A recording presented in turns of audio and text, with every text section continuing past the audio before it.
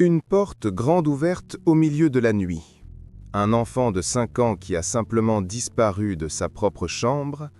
Une baby-sitter adolescente avec une histoire qui change à chaque interrogatoire.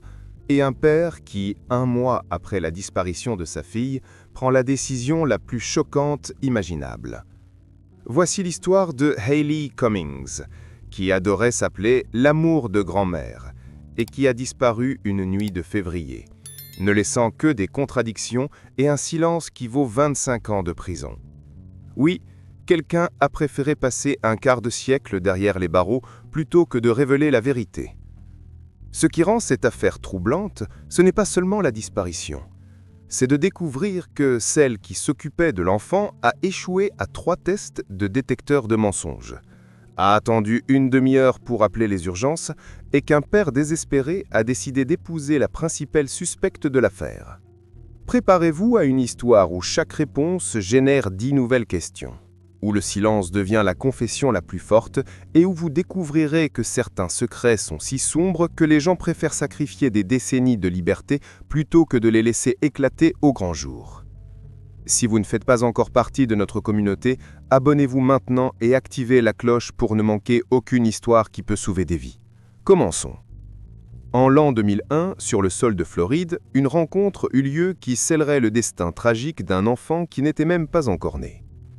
Ronald Cummings, âgé de 23 ans, rencontra Crystal Sheffield, âgée de seulement 14 ans. Cette relation entre un homme adulte et une adolescente représentait le premier signal d'alarme dans une chaîne d'événements qui mènerait au désastre.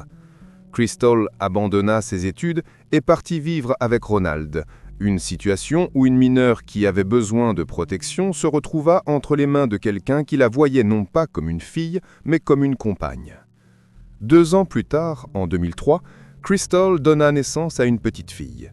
Mais même la naissance de cet enfant fut marquée par de sombres prédictions. Les médecins diagnostiquèrent le bébé avec le syndrome de Turner, une condition génétique rare. Les spécialistes prédirent que la petite fille pourrait ne pas survivre à l'accouchement, faire face à de graves déformités physiques et ne jamais pouvoir avoir ses propres enfants. Cependant, Hayley Anne-Marie Cummings semblait déterminée à prouver que toutes les prédictions médicales étaient fausses. Elle naquit en meilleure santé que les docteurs ne l'espéraient et devint immédiatement le rayon de lumière qui illumina la vie sombre de la jeune famille. 1 an et demi après la naissance de Hayley, Crystal eut un fils, Ronald Jr. Mais la maternité à un âge si précoce s'avéra excessive pour une fille qui avait encore besoin de soins parentaux. Ce fut pendant cette période qu'un élément sinistre entra dans la vie de la famille. Quelque chose qui déterminerait le destin de la petite Hayley, les substances chimiques illégales. Ronald et Crystal commencèrent tous deux à consommer diverses drogues. Crystal consommait ces substances même pendant la grossesse, ce qui causa des problèmes de santé aux 2 enfants. Pour Hayley, qui luttait déjà contre le syndrome de Turner, cela représentait un autre coup dévastateur. Tandis que ses parents sombraient dans l'addiction, la petite Hayley grandissait comme un enfant extraordinaire qui semblait briller de l'intérieur malgré le chaos qui l'entourait. La famille l'appelait Hayley Bug à cause de son énergie inépuisable et de son charme. Elle adorait s'appeler l'amour de grand-mère, un surnom qui capturait parfaitement sa place dans le cœur de ses proches. Elle y avait ses propres passions qui révélaient une âme extraordinaire. Elle adorait la musique gospel qu'elle appelait « musique de Dieu ». Elle possédait son propre lecteur CD et chaque visite chez sa grand-mère commençait par un rituel spécial. « Grand-mère, est-ce que je peux écouter ma musique de Dieu ?» Cette attraction spirituelle pour le divin à un âge si tendre semblait presque prophétique. En 2005, la situation familiale était devenue critique. Crystal ratait des consultations médicales vitales pour sa fille, et pour un enfant avec le syndrome de Turner, le suivi médical régulier était une question de survie. Les services de protection de l'enfance furent contraints d'intervenir et de retirer les enfants. Ronald obtint la garde totale de Hayley et de son petit frère. À première vue, cette décision semblait correcte. Le père avait un emploi stable comme opérateur de grue et garantissait des examens médicaux réguliers pour Hayley. L'histoire aurait dû bien se terminer. Un père aimant, un foyer stable, les soins médicaux nécessaires. Mais le système conçu pour protéger les enfants commit une erreur fatale. personne ne remarqua, ou choisit de ne pas remarquer, un schéma troublant dans les relations de Ronald. Personne ne questionna pourquoi un homme adulte choisissait toujours des filles mineures comme partenaires. Pendant les 3 années suivantes, Ellie vécut une vie relativement stable. Elle fréquentait le jardin d'enfants à l'école élémentaire Browning Pierce et se lia d'amitié avec une fille appelée Alyssa Hall. Elles avaient un rituel spécial. Chaque jour, elles s'asseyaient ensemble au même pupitre et Ellie transformait les journées d'école ordinaires en aventures grâce au pouvoir de son imagination. Quand elle partit, les aventures prirent fin. Août 2008 devint un tournant dans la courte vie de Hailey. À l'arrêt du bus où Ronald déposait sa fille pour l'école, il rencontra Misty Coslin, âgée de 17 ans. L'histoire prend une direction vraiment sinistre ici. Misty était une adolescente avec un passé extrêmement troublé. À 15 ans, elle avait fugué chez elle en achetant un billet de bus pour le New Jersey. Pendant 2 ans, elle vécut on ne sait où et comment, jusqu'à ce que les services sociaux la retrouvent et la ramènent chez ses parents en Floride. La fille n'avait une éducation primaire. Elle savait à peine lire et écrire. Sa famille la décrivait comme émotionnellement détachée, indiquant un traumatisme psychologique sérieux. Ronald, âgé de 25 ans, vit dans cette fille brisée de 17 ans la victime parfaite pour ses besoins. Quand Hailey naquit, Misty avait alors 12 ans. Quand Misty atteignit l'âge actuel de Hailey, Ronald était déjà un adulte. Mais Ronald alla encore plus loin. Non seulement il entama une relation avec l'adolescente, mais il la fit emménager chez lui et lui confia la garde de ses jeunes enfants. Misty vint vivre avec lui, devenant la babysitter de Hailey, 5 ans, et de Ronald Jr., 3 ans, pendant que Ronald travaillait par équipe de nuit. La famille de Ronald commença à remarquer des particularités qui auraient dû être des signaux d'alarme rouge. La grand-mère de Ronald, Annette Soik, qui avait élevé Ronald lui-même après que sa mère n'ait pas réussi à gérer la maternité, commença à visiter la maison régulièrement. La raison officielle de ces visites était de voir ses arrière-petits-enfants. La raison non officielle que tout le monde comprenait mais que personne ne verbalisait était de vérifier si les enfants allaient bien sous la supervision d'une fille de 17 ans psychologiquement instable. L'oncle de Ronald reçut également des instructions non dites pour passer voir les enfants. Le fait demeurait, un homme considéré assez responsable pour opérer une grue de plusieurs tonnes sur des chantiers de construction, considéré comme assez fiable pour obtenir la garde des enfants, était suffisamment inquiet pour organiser une surveillance constante de sa propre petite amie. Pendant ce temps, Misty commença à montrer son vrai visage.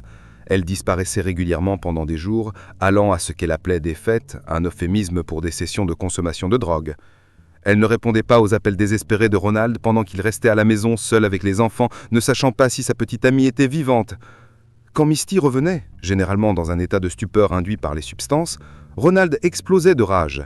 Il jetait ses affaires dans la cour, en criant qu'il ne voulait plus jamais la voir, mais à chaque fois, après la dispute théâtrale, il la reprenait.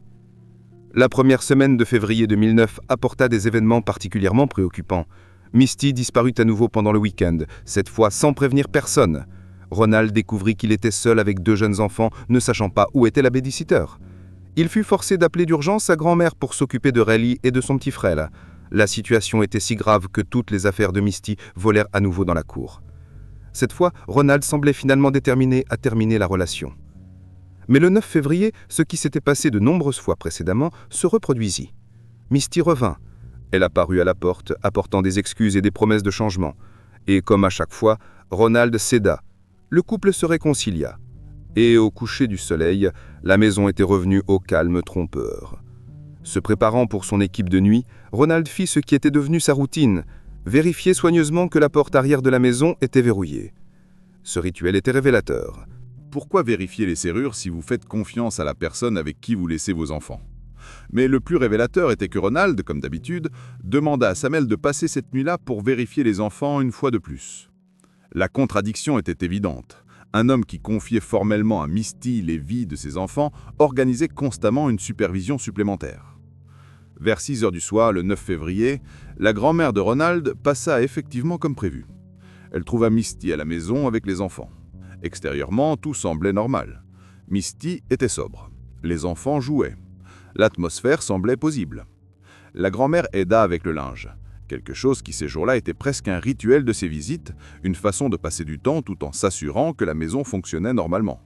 Puis, ayant vérifié que les enfants allaient bien, elle rentra chez elle. Cette visite fut la dernière fois que quelqu'un de la famille vit la petite Haley vivante. 9 février, vers minuit dans la petite maison mobile en périphérie de Satsuma, Floride. Le silence régnait. Ronald était au travail, faisant son équipe de nuit comme opérateur de grue. Dans l'unique chambre, sur des matelas posés directement sur le sol, 3 personnes dormaient. Misty, 17 ans, Haley, 5 ans, et Ronald Jr., 3 ans. Ce qui s'est passé cette nuit-là reste un mystère enveloppé de contradictions et de mensonges. Chaque détail, chaque mot prononcé après ne fait qu'approfondir le mystère et soulever des questions de plus en plus troublantes. Selon Misty, elle alla se coucher vers 10 heures du soir. Les enfants dormaient déjà à proximité. La famille était si pauvre qu'elle n'avait même pas de lit séparé.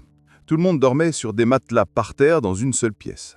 Rien d'inhabituel ne se passait selon Misty. Mais déjà dans cette partie de l'histoire, les premières contradictions troublantes commencent qui deviendraient le thème de toute l'affaire. D'abord, Misty prétendit qu'elle avait couché les enfants à 8 heures du soir. Puis, l'heure changea mystérieusement pour 10h30. Originalement, elle dit que Haley dormait dans le même lit qu'elle. Puis, la version changea. La petite fille dormait sur un matelas séparé à quelques mètres de distance. À 3 heures du matin, Misty se réveilla. Elle dit qu'elle avait besoin d'utiliser les toilettes. Et ici, l'histoire devient encore plus étrange. La chambre avait ses propres toilettes. Petites mais fonctionnelles. N'importe quelle personne normale aurait utilisé les toilettes les plus proches. Mais Misty, pour une raison inconnue, décida de traverser toute la maison jusqu'aux toilettes d'invités situées à l'extrémité opposée de la maison mobile. Son explication ultérieure, qu'elle ne voulait pas réveiller les enfants, ne convainquit pas les enquêteurs, qui trouvèrent cette décision illogique. En chemin vers les toilettes d'invités, Misty remarqua que la lumière de la cuisine était allumée. Elle était absolument certaine d'avoir éteint toutes les lumières avant de dormir. Ce fut l'un des rares détails cohérents dans toutes ces déclarations. La lumière de la cuisine avait été allumée par quelqu'un d'autre. En s'approchant de la cuisine, Misty vit une scène qui aurait dû horrifier n'importe quelle gardienne responsable. La porte arrière de la maison était totalement ouverte et soigneusement maintenue avec un bloc de béton pour l'empêcher de claquer avec le vent.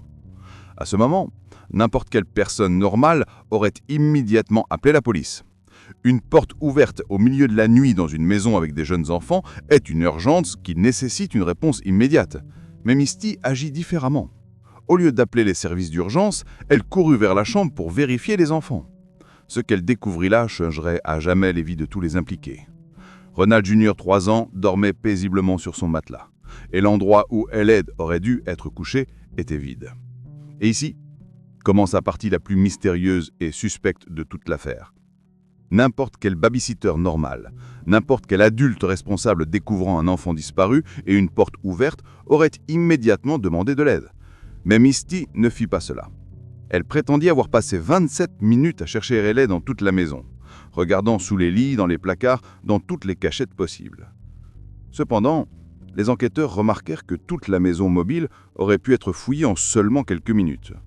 Cette lacune de temps devint l'une des parties les plus controversées de l'affaire. 27 minutes.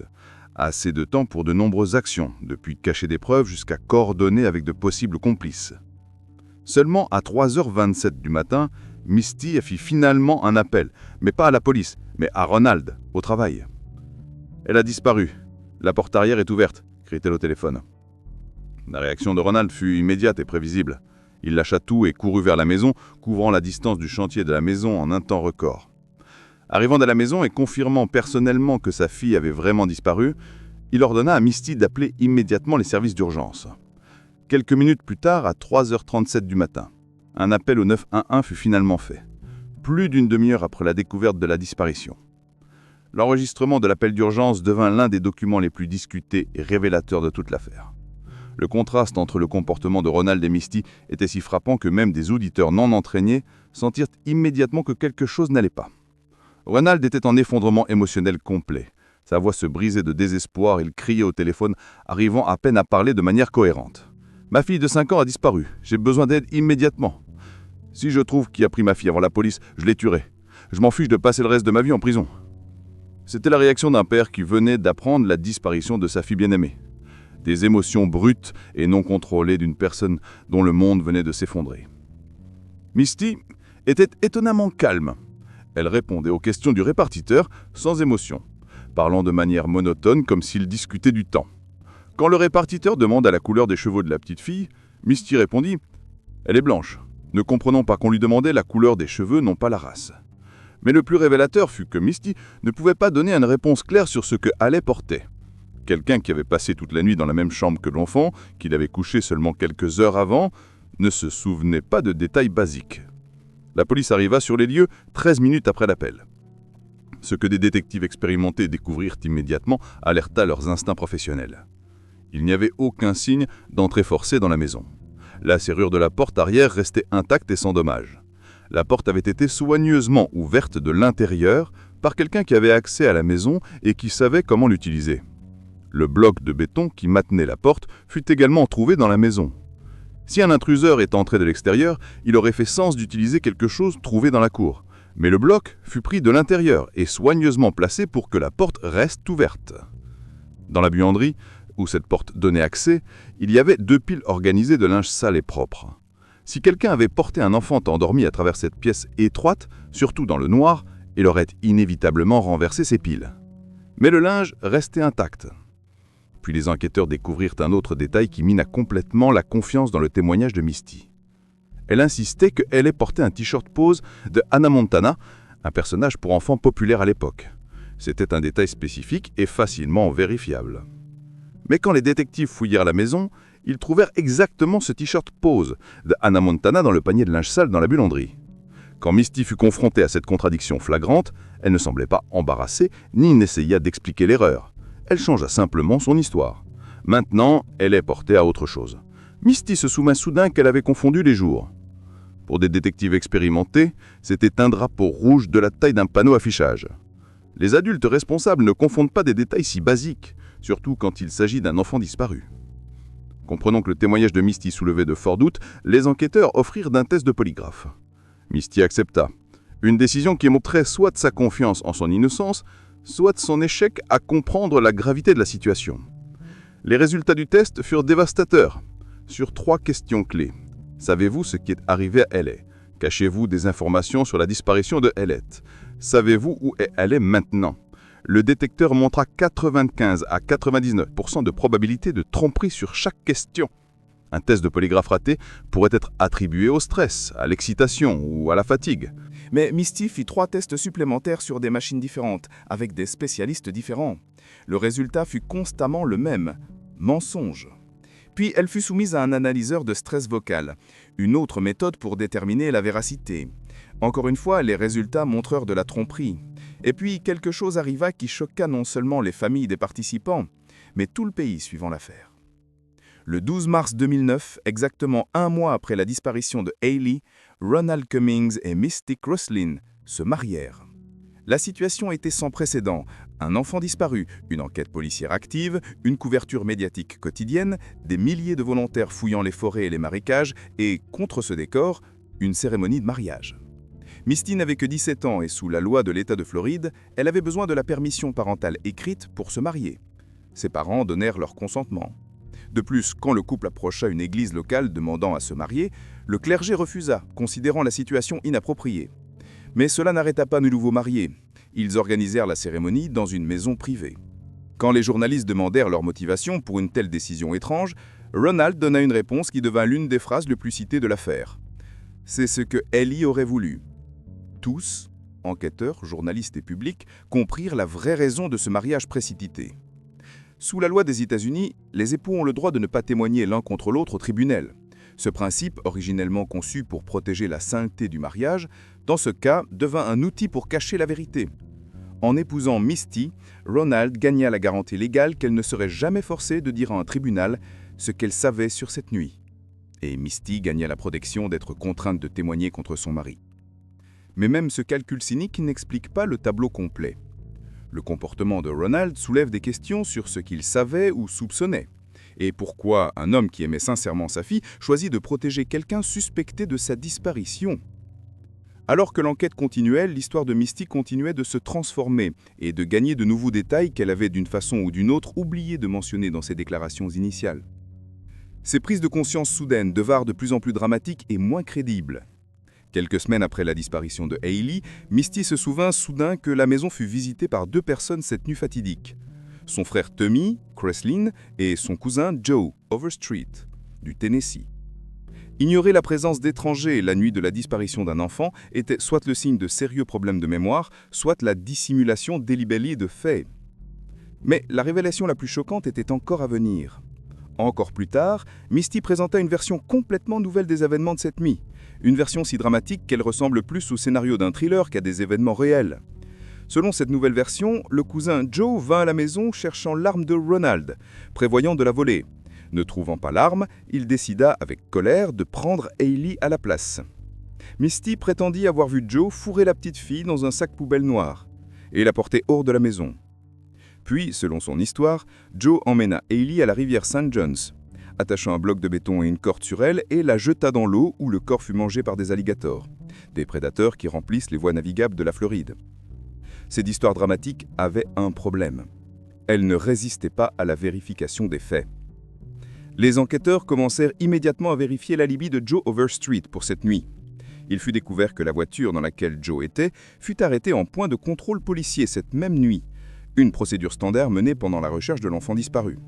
La voiture fut minutieusement fouillée, aucune trace de Hailey, sang, cheveux ou fragments de vêtements ne furent trouvés. De plus, selon les témoignages de témoins et les données des tours cellulaires, Joe était loin de la maison des Cummings au moment critique. Il avait un alibi solide, confirmé par de multiples sources indépendantes. En octobre 2009, seulement 6 mois après le mariage de Ronald et Misty s'effondra. La raison officielle du divorce fut des différences irréconciliables. Mais les vraies raisons étaient beaucoup plus complexes. Alors que l'enquête arriva à une impasse et que la pression sur la famille augmentait, les relations entre les époux s'échauffèrent. Ronald commença à soupçonner que Misty en savait plus qu'elle ne le disait. Misty, à son tour, se sentait comme un bouc émissaire, étant blâmée pour les échecs de l'enquête. Le divorce fut douloureux et public. Les ex-époux commencèrent à échanger des accusations mutuelles à travers les médias, chacun essayant de se présenter comme victime des circonstances. Mais même ce calcul cynique n'explique pas le tableau complet. Le comportement de Ronald soulève des questions sur ce qu'il savait ou soupçonnait, et pourquoi un homme qui aimait sincèrement sa fille choisit de protéger quelqu'un suspecté de sa disparition. À janvier 2010, quelque chose arriva qui beaucoup perçurent comme un acte de désespoir des autorités. Misty, Ronald, le frère de Misty, Tommy, et plusieurs autres parents furent arrêtés dans une opération de drogues illégales. Pendant plusieurs mois, des policiers en civil achetaient des médicaments contre la douleur, oxycodone et ibrocodone. Pendant cette période, environ 10 transactions furent mises à ce coupement-lait, pour un total de moins de 4 000 $. Dans des circonstances normales, tel crime portait des sanctions de 3 à 5 ans de prison, surtout pour les primo-délinquants. Mais les sanctions données aux participants de l'affaire Cummings choquèrent même des avocats expérimentés. Misty Kreslin reçut 25 ans de prison, un quart de siècle pour vendre des médicaments prescrits. Ronald reçut 15 ans. Tommy Kreslin reçut aussi 15 ans. Tous ceux qui suivaient l'affaire comprirent ce qui se passait. Ce n'étaient pas des sanctions de trafic, c'était une vengeance pour le silence dans l'affaire de l'enfant disparu. Les enquêteurs étaient convaincus qu'en donnant à Misty la sanction la plus grave possible, elle la forcerait à parler de ce qui est arrivé réellement à Hailey de 5 ans cette nuit. 25 ans est un quart d'une vie humaine. Aucune personne raisonnable ne sacrifierait un quart de vie pour protéger le secret d'une autre personne. Les procureurs offrèrent des accords à Misty. Ils promirent des réductions signifiantes de sanctions en échange d'informations sur Hailey. Ils menaçaient avec des accusations supplémentaires. Ils la pressaient de toutes les façons possibles. Mais Misty Kreslin choisit le silence. Elle choisit un quart de siècle derrière les barreaux, au lieu de dire la vérité sur ce qui est arrivé à la petite fille qui aimait la musique de Dieu et s'appelait l'amour de grand-mère. Aujourd'hui, en 2025, Hailey Cummings aurait 22 ans. Elle pourrait être en train de finir l'université, commencer une carrière, tomber amoureuse, faire des plans pour l'avenir. Elle pourrait être en train d'écouter sa musique de Dieu bien aimée et se faire toujours appeler l'amour de grand-mère. Mais nous ne verrons pas cela. Misty Kreslin est toujours dans une prison de l'État de Floride. Sa libération est programmée pour 2031. Elle aura 40 ans. Elle passera les meilleures années de sa vie derrière les barreaux, mais maintient toujours son silence. Ronald Cummings a été libéré en 2022, mais en quelques mois a été arrêté à nouveau pour 2 nouveaux crimes. Il n'a jamais non plus dit ce qu'il sait sur le destin de sa fille. L'histoire de Hailey Cummings n'est pas seulement sur un enfant disparu, c'est sur comment la société décide quels enfants héritent l'attention et lesquels restent dans l'ombre. Si la fille d'un médecin ou d'un avocat prospère d'une banlieue prestigieuse avait disparu, si une fille d'une famille avec des connexions politiques et des ressources financières avait disparu, nous connaîtrions son nom aussi bien que nous connaissons Madeleine McCann, la fille britannique dont la disparition est devenue l'une des histoires les plus couvertes par les médias dans le monde. Mais Hailey est née dans une mauvaise famille. Son père était un ouvrier, sa mère une toxicomane. Il vivait dans une maison mobile dans un quartier pauvre. Il n'avait pas d'argent pour des détectives privés, n'avait pas de connexion avec des personnes influentes, n'avait pas de ressources pour maintenir une pression d'immédiat constant. L'histoire de Hailey a disparu rapidement des premières pages. Les groupes de recherche se sont dispersés. La récompense pour des informations sur son lieu de séjour reste modeste. L'affaire est d'entrée dans la catégorie froide, celles qui sont enquêtées mais non priorisées. Nous connaissons beaucoup de faits, mais pas la vérité la plus importante. Nous savons qui a vu Hailey vivante la dernière fois. Nous savons qui l'en aux enquêteurs. Nous savons qui préfère un quart de siècle en prison au lieu de dire la vérité. Mais nous ne savons pas ce qui est arrivé à la petite fille qui aimait la musique de Dieu et s'appelait l'amour de grand-mère. Mystique Roslin connaît la réponse. Elle la connaît depuis 16 ans et est prête à passer un quart de siècle de sa vie dans une cellule de prison au lieu de révéler ce secret. Un secret si sombre, si horrible, qu'une personne est prête à sacrifier les meilleures années de sa vie pour le préserver. Peut-être la réponse est-elle dans les marécages de Floride, où les alligators ne laissent pas de traces. Peut-être repose-t-elle au fond de la rivière Saint John, où les courants emportèrent toutes les preuves. Ou peut-être la vérité est-elle si proche de la surface que nous refusons simplement de la voir. L'histoire de Haley Cummings est un rappel de la fragilité de l'enfance et de la cruauté du monde adulte. C'est une leçon sur comment le système conçu pour protéger les enfants peut les échouer. Et c'est la preuve que certains secrets, les gens sont prêts à les emporter dans la tombe. Mais tant que nous nous souviendrons de la petite fille aux grands yeux bruns qui transformait les journées d'école ordinaires en aventure, qui écoutait le gospel et l'appelait « musique de Dieu », qui s'appelait fièrement « l'amour de grand-mère », son histoire continue. Quelque part en Floride, il y a un endroit où reposent les réponses à toutes nos questions, un endroit connu de ceux qui préfèrent le silence. Et peut-être qu'un jour, la vérité trouvera finalement un moyen d'émerger, parce que certains secrets sont trop lourds à porter pendant toute une vie, et tôt ou tard, le silence devient insupportable même pour ceux qui l'ont choisi au coût d'un quart de siècle de leur vie. L'histoire de Haley Cummings n'est pas terminée. Elle continuera jusqu'à ce que la vérité prévale et que la justice soit atteinte. Et tant que ceux qui se souviennent de la petite fille aux grands yeux bruns qui transformait les journées d'école ordinaires en aventure, qui écoutait le gospel et l'appelait « musique de Dieu », qui s'appelait fièrement « l'amour de grand-mère », son histoire continue. Quelque part en Floride, il y a un endroit où reposent les réponses à toutes nos questions, un endroit connu de ceux qui préfèrent le silence.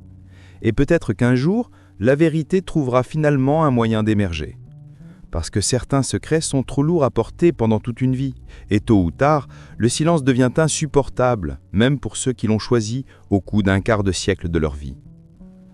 L'histoire de Haley Cummings n'est pas terminée. Elle continuera jusqu'à ce que la vérité prévale et que la justice soit atteinte. Et tant que ceux qui se souviennent de la petite fille avec une grande âme seront vivants, sa voix ne sera pas réduite au silence par le silence des autres. 16 ans se sont écoulés depuis cette nuit de février. 16 ans de questions sans réponse. 16 ans d'une famille détruite par la douleur et l'incertitude. 16 ans d'une communauté qui perdit son innocence quand elle découvrit que les enfants peuvent simplement disparaître sans laisser de traces. L'affaire reste officiellement ouverte. Périodiquement, de nouvelles pistes surgissent, de nouveaux témoignages, de nouvelles théories. Mais toutes mènent au même endroit. Une impasse construite par le silence de ceux qui connaissent la vérité. Mystique Roslin, maintenant une femme de 33 ans, a passé plus de la moitié de sa vie adulte derrière les barreaux. Elle a vu des présidents changer, des technologies évoluer, le monde se transformer à travers les petites fenêtres de sa cellule. Mais une chose reste constante, son silence sur les événements du 9 février 2009. Parfois, les enquêteurs la visitent encore. Ils posent les mêmes questions qu'ils posent depuis plus d'une décennie. Ils offrent les mêmes accords qu'ils ont offerts des centaines de fois auparavant, et ils reçoivent les mêmes réponses, silence ou déni vague. Ronald Cummings, de son côté, construisit une nouvelle vie après sa libération en 2022. Mais Le fantôme de sa fille disparue le suit partout où il va. Les voisins chuchotent quand ils le voient dans la rue. Les employeurs posent des questions inconfortables pendant les entretiens. Le poids du mystère non résolu est une ombre qui ne l'abandonne jamais. Crystal Sheffield, la mère biologique de Haley, continue de vivre avec la douleur d'une perte qui ne fut jamais complètement confirmée ni niée. Elle ne peut pas enterrer sa fille parce qu'il n'y a pas de corps. Elle ne peut pas faire le deuil approprié parce qu'il n'y a pas de fermeture. Il existe seulement l'absence éternelle d'un enfant qui devrait être en train de grandir, mûrir, construire sa propre vie. La grand-mère de Haley, qu'elle appelait affectueusement grand-mère, maintient encore la chambre de la petite fille intacte. Les petits vêtements sont encore suspendus dans l'armoire. Les jouets sont encore organisés sur les étagères. Le lecteur CD qu'elle utilisait pour écouter sa musique de Dieu est encore sur la table de chevet, silencieux depuis 16 ans. Sur les murs de la chambre, des cartes et lettres de personnes inconnues qui furent émues par l'histoire sont encore collées. Des dessins faits par des camarades d'école qui n'oublieront jamais l'ami qui un jour ne revint simplement plus. Des photos de moments heureux qui semblent maintenant appartenir à une vie différente, à un monde où les enfants étaient en sécurité et le mal était quelque chose qui n'arrivait seulement dans les films. L'école où Haley étudiait planta un arbre en sa mémoire. Chaque année, à l'anniversaire de sa disparition, la communauté se rassemble autour de cet arbre pour une veillée. Des bougies sont allumées, des prières sont faites, des larmes sont versées, mais principalement, des promesses sont renouvelées. La promesse de ne jamais oublier, ne jamais abandonner, ne jamais s'arrêter de chercher les réponses. Alyssa Hall, la meilleure amie de Haley à l'école, est maintenant une jeune adulte. Elle devint assistante sociale, dédiant sa carrière à protéger les enfants dans des situations vulnérables. Dans les entretiens, elle dit toujours que sa motivation vient d'une promesse qu'elle a faite à une petite amie qui disparut quand elle n'avait que 5 ans. Les enquêteurs qui ont travaillé sur l'affaire originale, beaucoup d'entre eux maintenant retirés, portent encore la frustration d'un mystère non résolu. Pour un détective, il n'y a pas de sensation pire que de savoir que quelqu'un connaît la vérité, mais choisit de la garder secrète. C'est une défaite professionnelle et personnelle qui marque la carrière et la conscience. De nouveaux détectives ont repris l'affaire au fil des années. Chacun a porté des yeux frais, de nouvelles techniques, des technologies plus avancées. Des tests d'ADN furent refaits, des preuves furent réexaminées, des témoins furent interrogés à nouveau. Mais le résultat est toujours le même, un mur de silence qui semble impénétrable. La communauté de Satsuma ne fut jamais la même après la disparition de Haley. La sensation de sécurité que les petites villes rurales ont habituellement fut détruite cette nuit de février. Les parents commencèrent à verrouiller des portes, qui restaient auparavant ouvertes. Les enfants ne pouvaient plus jouer dans la rue jusqu'à tard. L'innocence collective fut perdue à jamais. Les spécialistes en cas d'enfants disparus étudient l'affaire Haley comme un exemple de comment le système peut échouer. Les échecs sont évidents. Un père avec un historique de relations inappropriées maintenu la garde des enfants. Une adolescente avec des problèmes psychologiques fut placée comme responsable de mineurs. Les signaux d'alarme furent ignorés par tous les adultes qui auraient dû protéger cet enfant. Mais peut-être l'échec le plus grave fut la société qui a permis qu'un enfant pauvre, d'une famille dysfonctionnelle, soit oublié si rapidement. Si Haley avait été d'une famille riche, si elle avait vécu dans un quartier noble, si ses parents étaient des professionnels respectés, son histoire serait encore dans les gros titres. Il y aurait des documentaires, des podcasts, des programmes spéciaux de télévision. Mais elle n'était qu'une petite fille d'une maison mobile, fille d'un ouvrier et d'une mère toxicomane, et cela a fait toute la différence au monde. La vérité est que tous les enfants disparus ne reçoivent pas la même attention. Il existe une hiérarchie cruelle basée sur la classe sociale, la race et les circonstances familiales.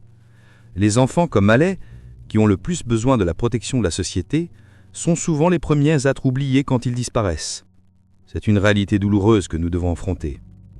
Chaque enfant qui disparaît mérite la même dédication, les mêmes ressources, la même détermination infatigable pour trouver des réponses.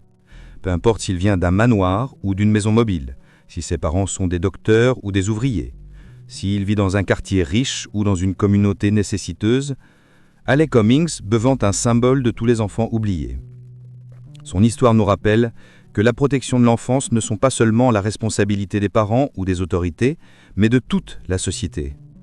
Chaque adulte qui voit des signaux de danger et choisit de les ignorer chaque personne qui préfère ne pas s'impliquer, chaque institution qui échoue à protéger les plus vulnérables contribue à des tragédies comme celle-ci. Le silence qui entoure l'affaire Haley est assourdissant. Mais il y a un autre type de silence qui est également dangereux.